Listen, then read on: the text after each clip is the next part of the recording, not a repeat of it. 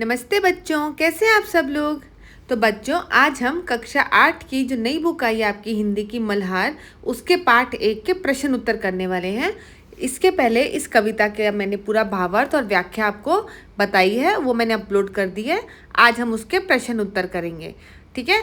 और कक्षा 8 के बच्चों, आप अपना साइंस के वीडियोस भी चेक कर सकते हैं। मैंने 3 चैप्टर के आपके वीडियोस डाल दिए हैं, क्वेश्चन आंसर्स और नोट्स के साथ। आप आराम से उसको पढ़िए। अब प्रश्न उत्तर इसके शुरू करते हैं पार्ट से, मेरी समझ से। इसमें आपको क्या है, MCQs है आपका, मल्टीपल चॉइस क्वेश्चन। इसमें आपको सही उत्तर को सही मार्क लगाना है।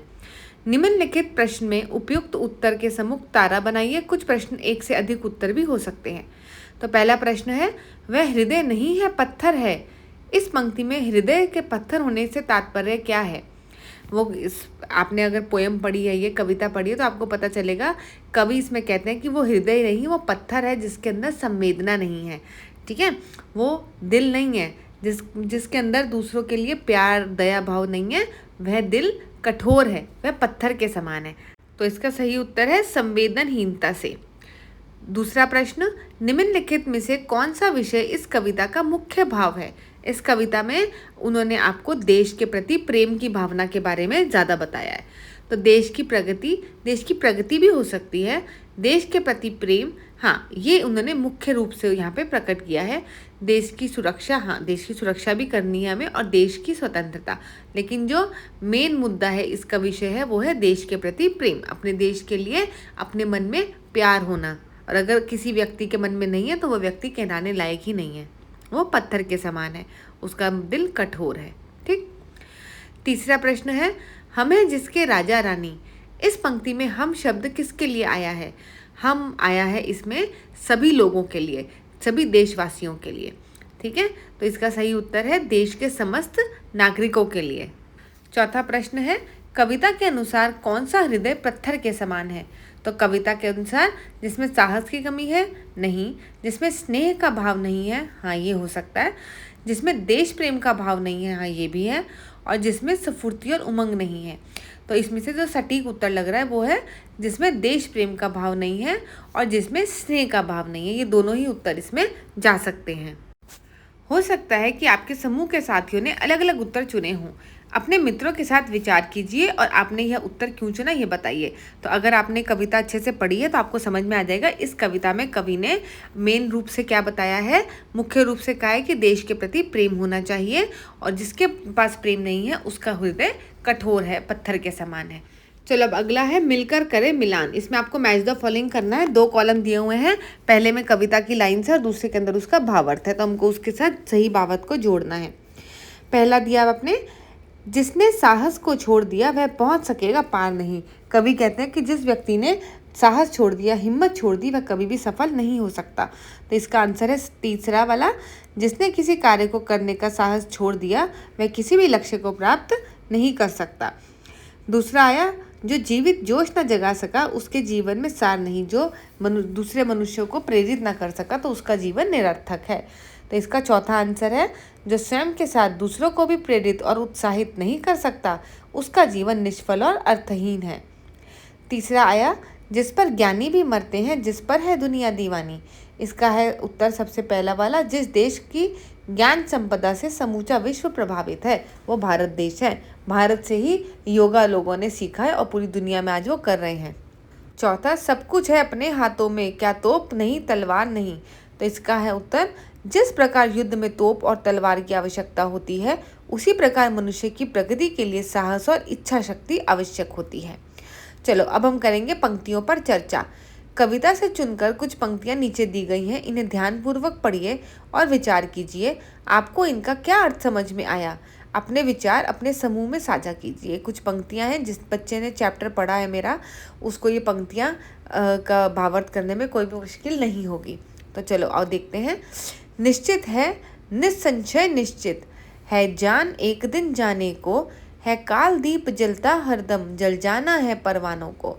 तो कवि कहते हैं कि मौत जो है ना, मृत्यु, वो अटल सत्य है, सभी को आनी है, ठीक है। और जिस तरीके से दीपक जलता रहता है उसमें सभी परवाने मर जाते हैं, कीट पतंगे आपने देखे होंगे दीपक के अंदर आके जल जाते हैं, उसी तरह क्या मनुष्य को भी ये जो समय का पहिया चलता जा रहा है ना, तो मृत्यु समय आनी ही है, हर व्यक्ति को आएगी। तो इसका भावार्थ है, यह निश्चित और अटल सत्य है कि हर व्यक्ति को एक दिन इस दुनिया से जाना है। मृत्यु से कोई नहीं बच सकता। यह जीवन का ऐसा सच है जिस पर कोई संदेह नहीं किया जा सकता। समय का दीपक हमेशा जलता रहता है। जैसे पतंगे उसकी लौ में जलकर खत्म हो जाते हैं, वैसे ही हर इंसान समय के साथ मृत्यु को प्राप्त होता है। यह जीवन का कटु लेकिन सच्चा पहलू है। तो वो यही कहना है कवि कि हर व्यक्ति को ही मरना है, तो मरने से पहले दूसरों का भी जीवन सुधार के जाओ और खुद भी हंसी खुशी अपने देश के प्रति प्रेम के साथ जियो। सब कुछ है अपने हाथों में, क्या तोप नहीं तलवार नहीं, वह हृदय नहीं है पत्थर है जिसमें स्वदेश का प्यार नहीं। तो कवि कहते हैं कि कोई तोप या तलवार की ज़रूरत नहीं है कोई लड़ाई लड़ने के लिए, सभी कुछ हमारे अपने हाथों में ही है। अगर हमारे अंदर इच्छा शक्ति है किसी कार्य को करने की, तो हम उसे कर सकते हैं। उसके लिए हमें कुछ तोप या तलवार ऐसी कोई चीज़ की ज़रूरत नहीं होती है, बाहरी किसी वस्तु की ज़रूरत नहीं। और वो कहते हैं वह हृदय नहीं है, वह पत्थर है, पत्थर के समान कठोर है वो हृदय जिसके अंदर अपने देश के प्रति कोई भी प्यार की भावना नहीं है। ठीक, तो इसका भावार्थ देखते हैं। मनुष्य के पास सब कुछ होता है, शक्ति, आत्मबल और इच्छा। उसे किसी बाहरी हथियार की आवश्यकता नहीं होती। अगर फिर भी वह अपने देश से प्रेम न करे तो उसका दिल दिल नहीं बल्कि पत्थर है। चलो अब आगे चलते हैं। ग, जो भरा नहीं है भावों से, बहती जिसमें रसधार नहीं, वह हृदय नहीं पत्थर है जिसमें स्वदेश का प्यार नहीं। तो वो कहते हैं जिस व्यक्ति के मन में दया भाव नहीं है, किसी के लिए करुणा नहीं है, जिसके अंदर कोई भी रसधार नहीं बहती, वह हृदय नहीं है, वह पत्थर के समान कठोर है। उसके अंदर स्वदेश अपने देश के लिए जिसमें प्यार नहीं, वह हृदय पत्थर के समान है। जिस कवि कहते हैं जिसके मन में भावना नहीं है, जिसमें प्रेम, करुणा और संवेदना की धारा नहीं बहती, वह पत्थर के समान है। ऐसा दिल जिसमें राष्ट्र के लिए प्यार न हो, वह हृदय कहलाने लायक नहीं होता। तो समझे ना आप कितना सुंदर पंक्तियां जो है कवि कह रहे हैं। हर एक पंक्ति में उनका देश के प्रति आपका प्रेम झलकता है। चलो अब करते हैं सोच विचार के लिए। इसमें आपको प्रश्न दिए, आपको उनके उत्तर बताने हैं। तो कविता को पुनः ध्यान से पढ़िए, पता लगाइए और लिखिए। तो पहला प्रश्न है, हम हैं जिसके राजा रानी, पंक्ति में राजा रानी किसे और क्यों कहा गया है? तो इसका उत्तर है, हम हैं राजा रानी पंक्ति में राजा रानी जो है दुनिया के समस्त नागरिकों के लिए इस्तेमाल किया गया है। इसका प्रयोग देश के ऐसे नागरिकों के लिए किया गया है जो इस भूमि में जन्म लेकर इसके संस्कारों और परंपराओं को पूरी तरह ढल चुके हैं, उसी की संस्कृति में पूरे लिप्त हैं। इस उपमा के माध्यम से यह दिखाया गया है कि ये नागरिक देश से जुड़ी हर जिम्मेदारी को अच्छे से निभाते हैं। उनमें राष्ट्र के प्रति गहरा सम्मान और योगदान की भावना होती है, इसीलिए उन्हें गौरवशाली उपाधियों से नवाजा गया है। तो समझ में आई आपको ये लाइन? ज़्यादा डिफिकल्ट तो नहीं लगी? चलो अगला प्रश्न है आपका, संसार संग चलने से आप क्या समझते हैं? जो व्यक्ति संसार संग नहीं चलता, संसार उसका क्यों नहीं हो पाता? कहने का मतलब है कि अगर आपके आसपास के लोग आपकी मदद चाहते हैं, उनको आपसे कुछ चाहिए, तो अगर आप उनकी मदद समय पर नहीं करते तो वो भी लोग आपकी मदद नहीं करेंगे। तो इसका उत्तर है, संसार संग चलने का आशय है सामाजिक ढांचे, पारिवारिक नियमों और देश के कानूनों के साथ सामंजस्य बिठाकर जीवन जीना। मतलब उनको सब बातों को मानकर फिर अपना जीवन जीना। इसका मतलब यह है कि व्यक्ति को समाज की रीति रिवाजों, परंपराओं तथा सामान्य अपेक्षाओं के अनुसार व्यवहार करना चाहिए। जो इनसे अलग चलता है वह समाज में उपेक्षित हो जाता है और एकाकीपन का शिकार बनता है। एकाकीपन मतलब अकेलेपन का शिकार हो जाता है, तो दुनिया उसका भी साथ नहीं देती, वह अकेला पड़ जाता है। अगर आपको इस संसार में रहना है तो संसार के नियमों का पालन करना ही पड़ेगा। अब तीसरा ग आया, उस पर है नहीं पसीजा जो, क्या है वह भू का भार नहीं। पंक्ति से आप क्या समझते हैं बताइए। तो इस पंक्ति से हमें समझ में आता है कि जिसका दिल दूसरों को दुखी देखकर पसीजता नहीं, उसके मन में करुणा नहीं आती, तो वह धरती पर बोझ के समान है। तो इसका उत्तर है, यह पंक्ति उन लोगों की ओर संकेत करती है जिनमें ना तो संवेदना होती है और ना ही किसी बात की गहराई से अनुभूति। ऐसा व्यक्ति न भावनाओं से जुड़ा होता है और ना ही समाज या देश की पीड़ा को समझता है। वह केवल नाम मात्र से जीवित होता है, लेकिन उसका अस्तित्व किसी बोझ से कम नहीं होता। तो यह बात हमें सिखाती है कि सच्चा जीवन वही है जिसमें संवेदनशीलता, देशभक्ति और भावनाओं की गूंज हो। ठीक है, तो वही सच्चा जीवन है जिसमें आपके मन में दूसरों के प्रति प्रेम, दया, करुणा ये सब भावना भी हो और देशभक्ति की भावना भी होनी चाहिए सबसे पहले। चलो अब घ प्रश्न, कविता में देश प्रेम के लिए बहुत सी बातें आई हैं। आप देश प्रेम से क्या समझते हैं, बताइए। तो कविता में तो बहुत सारी बातें आई, तो आपको क्या लगता है कौन सी चीज़ से देश प्रेम छलकता है? इसका उत्तर है देश प्रेम केवल एक भावना नहीं बल्कि अपने देश के लिए कुछ भी करने की लगन है। यह भावना व्यक्ति को अपने देश की संस्कृति को अपनाने, उसकी रक्षा करने और आगे बढ़ने में प्रेरणा देती है। तो अगर आपका देश के लिए प्रेम होगा तो भी तो आप देश को आगे बढ़ाने में भी मदद करोगे। यह समर्पण और आस्था से जुड़ी हुई है जो हर नागरिक के भीतर होनी चाहिए। तो हर नागरिक के मन में देश के लिए प्रेम होना बहुत आवश्यक है। तो इसकी विशेषताएं क्या है? अपनी मातृभूमि की परंपराओं, भाषा और गौरव को आदर देना। अगर आप अपने नेशनल जो सिंबल्स हैं, नेशनल भाषा है आपकी, राष्ट्रीय भाषा, उन सब का सम्मान करते हो, उनको इज्जत देते हो। दूसरी, देश के नियमों और व्यवस्थाओं का ईमानदारी से पालन करना। तीसरा, राष्ट्र के आर्थिक, सामाजिक और बौद्धिक विकास में भागीदारी देना। देश की डेवलपमेंट में भी हेल्प करना, उसको आगे बढ़ाना और हर चीज़ में मदद करना। अब आपका आखिरी प्रश्न आया, यह रचना एक आह्वान गीत है जो हमें देश प्रेम के लिए प्रेरित और उत्साहित करती है। इस रचना की अन्य विशेषताएं ढूंढिए और लिखिए। तो देखो इस कविता में और क्या क्या विशेषताएं हैं। इसका उत्तर है, यह रचना हमें देश के प्रति प्रेम की प्रेरणा देती है और आलसी, स्वार्थी व निर्दयी लोगों को चेतावनी देती है। यह बताती है कि बिना मेहनत के सफलता नहीं मिलती और जो दूसरों की मदद नहीं करते उनका जीवन व्यर्थ हो जाता है। सच्ची सफलता वही पाते हैं जो मेहनती, संवेदनशील और सहयोगी होते हैं। तो बच्चों, सफल वही होता है जो दूसरों की भी मदद करता है, खुद मेहनत करके काम करता है और जिसके मन में दूसरों के लिए प्रेम भावना, करुणा, दया ये सब भाव होते हैं। वही एक सच्चा मनुष्य भी है और वही सफल भी होता है। तो आप में सब कितने लोग हैं जिन्हें दूसरों को दुखी देखकर बहुत दुख हो जाता है? बताना कमेंट बॉक्स में। चलो अब हम करेंगे अनुमान और कल्पना से। तो अपने समूह से मिलकर चर्चा कीजिए और लिखने, अपने ग्रुप में डिस्कशन करो और इन क्वेश्चंस का आंसर दो। पहला है, जिसने कि खजाने खोले हैं, अनुमान करके बताइए कि इस पंक्ति में किस प्रकार के खजाने की बात की गई है। वो अली बाबा 40 चोर वाला खजाना नहीं है, है ना।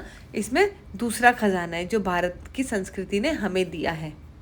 तो देखो कौन से खजाने। इस पंक्ति में खजाना ज्ञान, कला और संस्कृति जैसे अमूल्य गुणों का प्रतीक है। लेखक ने इन्हें नवरत्नों की तरह बताया है जो समाज को दिशा और पहचान देते हैं। नवरत्न क्या होते हैं बच्चों? जिसका कोई मुकाबला नहीं होता। 9 रत्न थे ना अकबर के दरबार में, जिनका कोई मुकाबला नहीं है, उनके जैसा दूसरा कोई नहीं, नंबर 1 पे हैं वो। ओके। अगला प्रश्न ख, जिसके मिट्टी में उगे बड़े, पंक्ति में उगे बड़े किसके लिए और क्यों कहा गया है? अब आपको बता रहे हैं जिसकी मिट्टी में उगे। उगे कौन? पेड़ पौधे उगे या हम उगे? हम उगे। हम जिसकी मिट्टी में पैदा हुए, हमने जन्म लिया, ठीक है, ये हम लोगों के लिए है। तो यह पंक्ति उन लोगों की ओर इशारा करती है जो अपने देश में जन्म लेकर वहीं पले बड़े हैं। इसमें अपनी मातृभूमि के प्रति जुड़ाव और अपनापन झलकता है ना, कि हम अपनी मातृभूमि से, अपनी धरती माता से बहुत प्यार करते हैं। अब करते हैं हम ग प्रश्न। वह हृदय नहीं है, पत्थर है। पंक्ति में हृदय के लिए पत्थर शब्द का प्रयोग क्यों किया गया होगा? तो बच्चों, आप जानते हो ना, हृदय जो होता है वो सबका बहुत कोमल होता है, लेकिन जिसका हृदय कठोर होता है, जिसके मन में कोई प्रेम भावना, दया भावना नहीं होती, उसके लिए उन्होंने यह शब्द प्रयोग किया है। जिस व्यक्ति के दिल में अपने देश के लिए प्रेम नहीं है, उसका हृदय पत्थर जैसा कठोर है। जिस जीवन में देश के लिए जोश और समर्पण ना हो, वह जीवन निरर्थक है और उसमें कोई भी असली मूल्य नहीं होता। तो इसीलिए उन्होंने यहाँ पे हृदय के लिए कठोरता का इस्तेमाल किया है, क्योंकि जिस हृदय में प्यार नहीं है वह कठोर है। अब आया घ प्रश्न, कल्पना कीजिए कि पत्थर आपको अपनी कथा बता रहा है। वो आपसे क्या क्या बातें करेगा और आप उससे क्या कहेंगे। मान लो कभी तुम्हें रास्ते में कोई पत्थर मिल गया बोलता हुआ, तो वो क्या बोलेगा आपसे? वो कहेगा, यार तुम मुझे इतना कठोर क्यों समझते हो, मैं तो तुम्हारे कितने काम आता हूँ। तुम लोग मुझसे मूर्तियाँ बना लेते हो, मुझे तोड़ तोड़ के हवाएं मुझे तोड़ कर आगे चल देती हैं, फिर भी तुम मुझे कठोर कह रहे हो। तो पत्थर बोलेगा, दुनिया मुझे कठोर कहती है, पर मैं उतना कठोर नहीं हूँ। नदियाँ मुझसे रास्ता बनाती हैं, इमारतें मुझसे बनती हैं, यहाँ तक कि भगवान की मूर्तियाँ भी मुझसे ही बनती हैं। तो मैं कठोर नहीं, उपयोगी हूँ। तो पत्थर को भी थोड़ा बुरा लग रहा है भाई कि तुम उसे ऐसे नहीं बोलो, ठीक है। अब प्रश्न, देश प्रेम की भावना देश की सुरक्षा से ही नहीं बल्कि संरक्षण से भी जुड़ी होती है। अनुमान करके बताइए कि देश के किन किन संसाधनों या वस्तुओं आदि का संरक्षण की आवश्यकता है और क्यों। संरक्षण का मतलब होता है बच्चों कंजर्वेशन।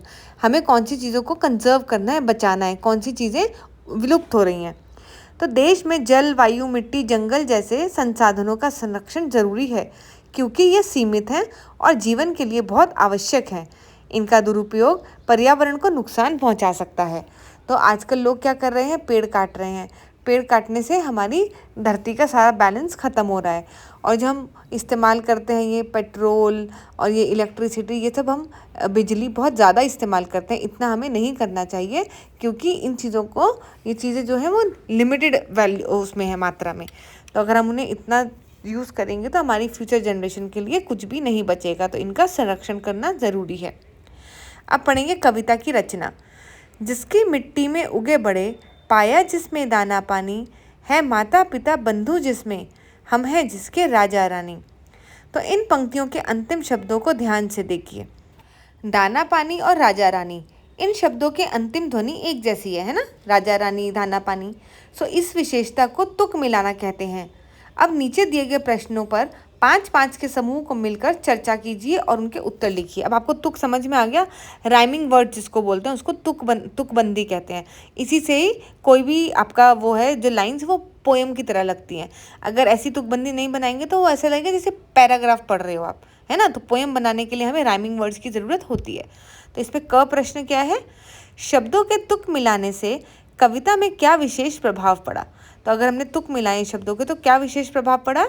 तुकबंदी से कविता में लय और संगीतता आती है, जिससे पढ़ना आनंददायक और याद रखना आसान होता है। यह भावों को व्यक्त करने में भी मदद करती है। तो समझ आया। अगर उसको आपको गाने की तरह गाना है पोएम को, तो उसमें तुकबंदी की बहुत आवश्यकता है। अगर आप उसको अपने भावों को व्यक्त कर पाएंगे अगर आप तुकबंदी करेंगे। अब इसका ख भाग देखते हैं। कविता को प्रभावशाली बनाने के लिए और क्या क्या प्रयोग किए गए हैं। तो कविता को और अच्छा बनाने के लिए क्या चीज़ें हमने इस्तेमाल की, इसके अंदर क्या डाला है। तो कविता को प्रभावशाली बनाने के लिए विषय स्पष्ट, भाषा सटीक, लय ताल का ध्यान, भावों की अभिव्यक्ति, सोच समझकर शब्दों का चयन और गहरा संदेश दिया गया है। मतलब उन्होंने पहले तो उसका टॉपिक क्लियर किया कि हमें देश प्रेम पर कविता बनानी है। फिर उसमें जो भाषा है उसके वर्ड्स जो हैं वो बहुत अच्छे इस्तेमाल किए गए हैं। और लास्ट में उन्होंने राइमिंग वर्ड्स लगाए हैं जिससे कि उसकी तुकबंदी बने। लय ताल का ध्यान रखा है, ठीक है। 4-4 लाइनों की कविता बनाई है, पैराग्राफ बनाए हैं और उसमें सारे भाव उन्होंने अच्छे से व्यक्त किए हैं अपने। सो इस तरीके से आप भी अपनी कविता लिख सकते हैं। अब आपकी कविता, देश प्रेम से जुड़े अपने विचारों के आधार बनाते हुए कविता को आगे बताइए। तो अब इन्होंने यहाँ पे 2-3 लाइन्स दी आपको कविता की, उसमें आपको अपनी कविता आगे से खुद बना के लिखनी है। क्या पंक्तियाँ हैं, वह हृदय नहीं है पत्थर है जिसमें स्वदेश का प्यार नहीं। तो अब इसके आगे आप अपने आप लाइन्स बनाओ और मुझे कमेंट सेक्शन में बताना, ठीक है। सारा काम मैं तुम्हारे लिए नहीं करने वाली हूँ, कुछ तुम्हें भी करना चाहिए। तो जो जो कवि लोग हैं हमारे पास बच्चे, वो ज़रूर इसके आगे कविता लिखेंगे 2-3 पंक्तियाँ और फिर मुझे बताएंगे मैम हमने क्या क्या लिखा। और जिसकी सबसे अच्छी पंक्ति होगी उसका कमेंट जो है वो पिन करेंगे, ओके। अब आते हैं भाषा की बात पर। शब्द से जुड़े शब्द, नीचे दिए गए रिक्त स्थानों में स्वदेश से जुड़े शब्द अपने समूह में चर्चा करके लिखिए। फिर मित्रों से मिलकर अपनी सूची बताइए। तो स्वदेश आपको एक शब्द दिया है, उससे जितने भी शब्द बनते हैं ना वो आपको बनाकर लिखने हैं। तो ये यहाँ आपके लिए कुछ एग्जाम्पल्स हैं। देखो, स्वदेश, पहला तो स्वदेश ही है। दूसरा स्वदेशी, स्वदेशी मतलब क्या हुआ, अपने ही देश में जो चीज़ें बनती हैं। फिर स्वदेशिता मतलब देश की जो भावना होती है उसे स्वदेशिता कहा जाता है। फिर स्वदेश अभिमान मतलब अपने देश पे गर्व करना। स्वदेश प्रेम, इस पे तो पूरी कविता अपने देश के लिए प्रेम करना। स्वदेशवास मतलब अपने देश में ही रहना, फॉरेन कंट्री में नहीं जाना। स्वदेश भक्ति मतलब देश के प्रति निष्ठा और सेवा। तो ये सारे शब्द जो हैं आपके स्वदेश से बने हैं। अब आया विराम चिन्हों को समझें। जो जल न सका संसार संग, ये देखो दोनों इन्वर्टेड कॉमर्स में डाले इन्होंने। बहती जिसमें रस धार नहीं, पाया जिसमें दाना पानी, है माता पिता बंधु जिसमें, हम हैं जिसके राजा रानी, जिससे न जाति उद्धार हुआ। अब आप देख रहे हैं जो वर्ड अंडरलाइन है उसके अंदर इन्होंने एक छोटे से डैश से इसको सेपरेट किया है, ठीक है। तो इस डैश को हम क्या कहते हैं, योजक चिन्ह, ठीक है। ये जो छोटा सा डैश है ना, संसार संग रसधार, जो दो शब्दों को इन्होंने डैश से सेपरेट किया उसको हम कहते हैं योजक चिन्ह, याद रखना। तो अब माता पिता राजा रानी, इस तरह से। अब कविता में आई हुई उपयुक्त पंक्तियों को ध्यानपूर्वक पढ़िए। इसमें कुछ शब्दों के बीच एक चिन्ह लगा है, इसे योजक चिन्ह कहते हैं। योजक चिन्ह दो शब्दों में परस्पर संबंध स्पष्ट करने तथा उन्हें जोड़कर लिखने के लिए प्रयोग किया जाता है। कविता के संदर्भ के अनुसार योजक चिन्हों के स्थान पर का, की, के और में से कौन से शब्द जोड़ेंगे जिससे अर्थ स्पष्ट हो सके। तो अब तुम्हें क्या लिखना है, अब इस योजक चिन्ह की जगह तुम क्या क्या वर्ड्स लिख सकते हो, इन्हीं में से लिखना है, इन चारों में से, का, की, के और में, ठीक है। तो योजक चिन्ह हम क्यों इस्तेमाल करते हैं, जब हम दो शब्दों में रिलेशनशिप दिखाना चाहते हैं और उनको जोड़ना है, जैसे माता पिता हो गए हैं, इस तरीके से राजा रानी हो गए। अब हमें क्या करना है, योजक चिन्ह हटाकर जो भी यहाँ पे सही अक्षर हमको लगता है लगाना, का, के, की और में से, तो वो हमें लगाना है। जैसे अब हुआ जो चल ना सका संसार संग, तो संसार के संग आएगा, ये अच्छा लगेगा ना। बहती जिसमें रस धार नहीं, रस की धार, ऐसे लिखेंगे। फिर लिखेंगे पाया जिसमें दाना पानी, तो दाना और पानी, दो चीज़ें आ गई ना यहाँ पे, तो दाना और पानी हो गया। है माता पिता बंधु जिसमें, तो माता और पिता। हम हैं जिसके राजा रानी, राजा और रानी। जिसने न जाति का उद्धार हुआ, जिससे, तो जाति का उद्धार। तो यहाँ ये जो हमने शब्द प्रयोग किए इसमें हमने योजक हटा के ये वाले शब्द डाले हैं, तो उस सेंटेंस का मीनिंग आ रहा है। अब उपयुक्त पंक्तियों पर ध्यान दीजिए। इन दोनों पंक्तियों में है शब्द पहले आया है, जिसके कारण कविता में नियत्मकता आ गई है, मतलब एक गाने का इफेक्ट आ गया है। ये देखो लाइंस पढ़ते हैं हम। है जान एक दिन जाने को, है काल दीप जलता हरदम। तो है अगर पहले आया है तो उसके अंदर हमको ऐसा लग रहा है जैसे हम कविता गा रहे हैं, कुछ गाना गा रहे हैं, है ना। आपके अंदर एक लयात्मक वो आ रहा है इफेक्ट इसके अंदर। लेकिन अब इस है को हम बाद में लगा के देखते हैं। देखो अब पढ़ो इसको, ये दो लाइंस को। जान एक दिन जाने को है, कालदीप हरदम जलता है। तो ये लग रहा है कि हम एक गद्य पढ़ रहे हैं, एक पैराग्राफ पढ़ रहे हैं, ठीक है। वो एक सेंटेंस बोल रहा है, दिस इज नॉट अ कविता। अब आप कविता में से ऐसी पंक्तियों को चुनिए जिसमें है शब्द का प्रयोग पहले हुआ है। चुनी हुई पंक्तियों में शब्दों के स्थान बदलकर पुनः लिखिए।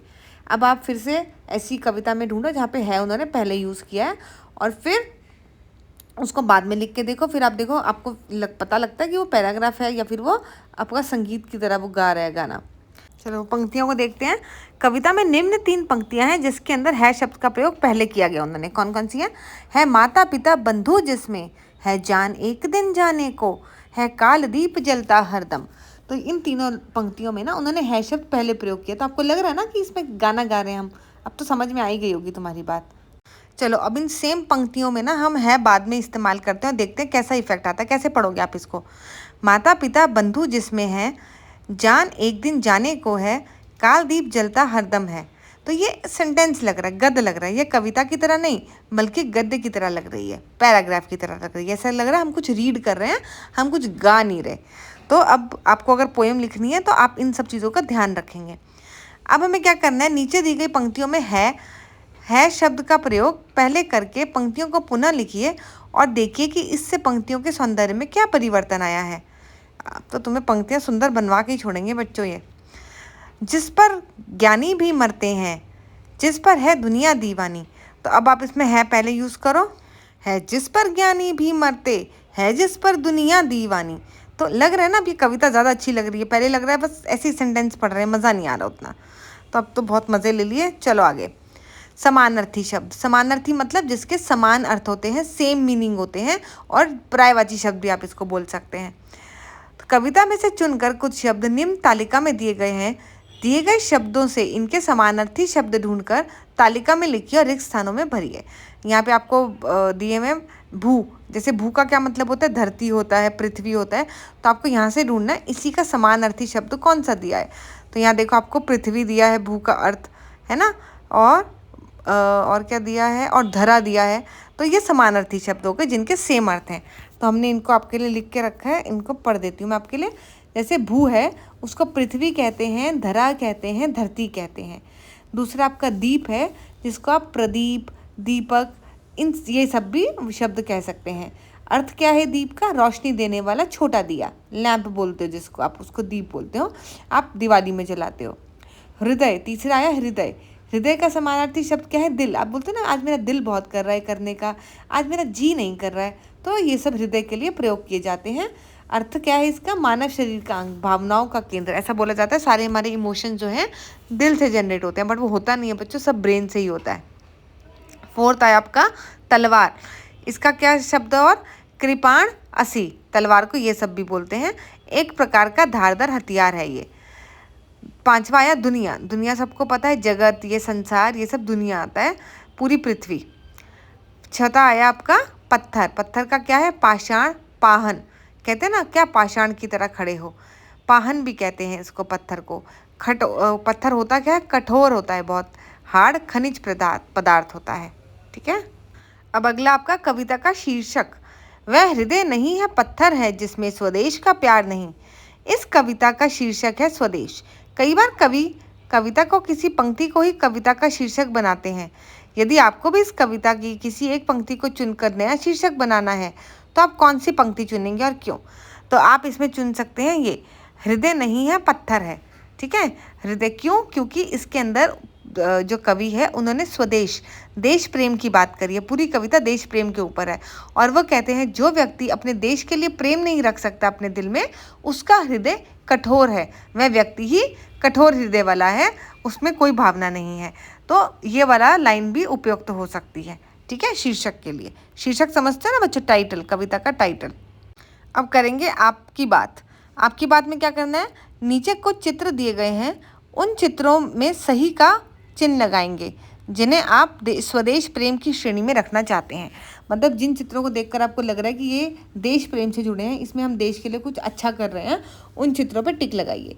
तो पहली लड़की जो है वो प्लांट्स को पानी दे रही है, तो बिल्कुल ये देश प्रेम की भावना है, उसके अंदर प्लांट्स के लिए, अपने इन्वायरमेंट को क्लीन रखने के लिए अच्छी भावना है, तो ये सही है।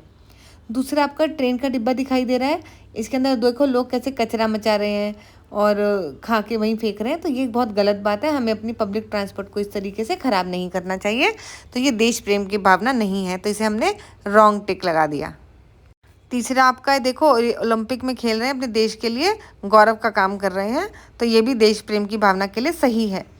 चौथा देखो, वो बच्चा व्हील चेयर पर बैठा है, फिर भी वो दूसरों की मदद कर रहा है, उसको पानी भरने में हेल्प कर रहा है नलका चला के, तो ये भी बहुत अच्छी भावना है, ये स्वदेश प्रेम की ही भावना है, तो टिक हो जाएगा। अब ये अगली फिगर है, इसके अंदर एक छोटी सी लड़की जो मिलिट्री का जवान है उसको फूल दे रही है, उसका सम्मान कर रही है, ये भी स्वदेश प्रेम की भावना है। यहाँ देखो अगली पिक्चर में ये बच्चे जो हैं क्लीनिंग कर रहे हैं, गार्डन साफ कर रहे हैं, तो अपने आसपास सफाई हमें भी रखनी चाहिए, ये भी देश प्रेम की भावना है। फिर आपका ये बच्चा जो नीचे फिगर है, ये अंकल जो है ट्रैक्टर चला के हल जोत रहे हैं, कल को ये क्या करेंगे, यहाँ पे वो क्रॉप्स उगाएंगे, हमको सबको खाना मिलेगा, तो ये भी देश प्रेम की भावना है, ये देश की मिट्टी से जुड़े काम कर रहे हैं, तो ये भी टिक है।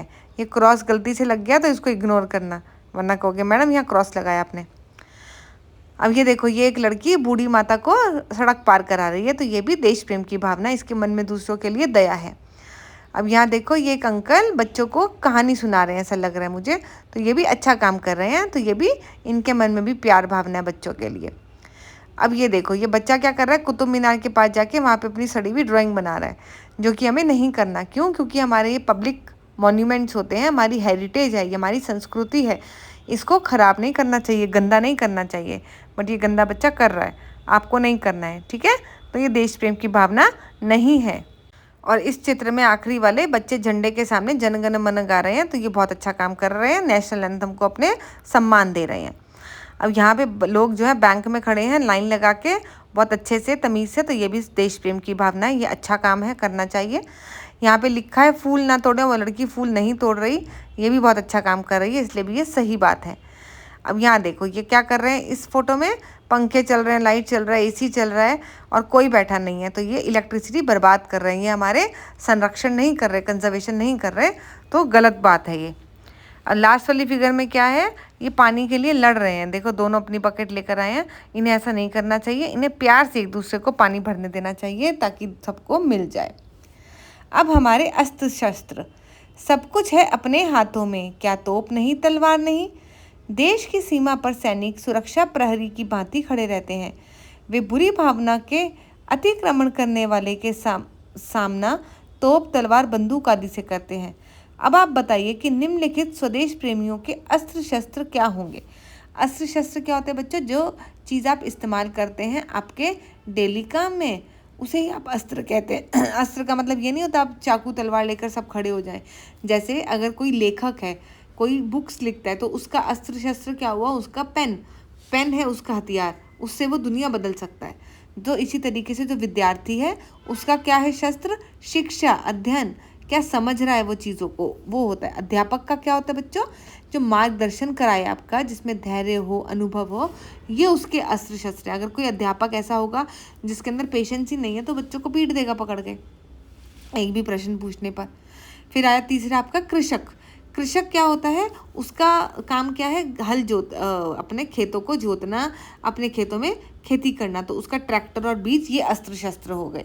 अब चौथा है चिकित्सक, मतलब डॉक्टर। डॉक्टर को क्या चाहिए भैया, स्टेथोस्कोप से चेक करता है, थर्मामीटर से चेक करता है, ठीक है, तो उसकी बुद्धि है, तो ये सब उसके अस्त्र हुए। पांचवा आया वैज्ञानिक। वैज्ञानिक मतलब साइंटिस्ट, तो वो क्या करता है, प्रयोग करता है, आविष्कार करता है।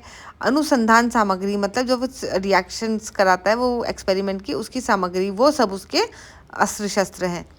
छठा आया आपका श्रमिक, मतलब जो मेहनत मजदूरी करने वाला बंदा है उसे श्रमिक कहा जाता है। तो उसके पास क्या, उसके औजार हैं, मशीनें हैं, और जो ये घर बनाते हैं उसके लिए ईंटें और आपका क्या क्या यूज़ होता है ना घर बनाने में, सीमेंट, तो ये सब उसके शस्त्र हो गए। सातवां है आपका पत्रकार। पत्रकार क्या करता है, रिपोर्टिंग, जांच करता है तथ्यों की, साक्षात्कार, उसे लिखने की कला होती है और हर कौशल होता है। तो इस तरीके से ये उसकी अस्त्र हो गए। अब आया आपका अपनी भाषा अपना गीत। कक्षा के सभी विद्यार्थी अपनी अपनी भाषा में देश प्रेम से संबंधित कविताओं और गीतों का संकलन करें।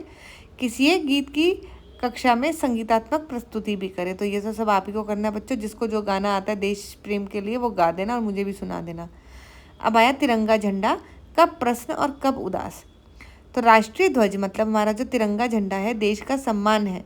किसी एक दिन सोने से पहले अपने पूरे दिन के कार्यों को याद कीजिए और विचार कीजिए कि आपके किन कार्यों से तिरंगा झंडा उदास हुआ होगा और किन कार्यों से तिरंगे झंडे को प्रसन्नता हुई होगी।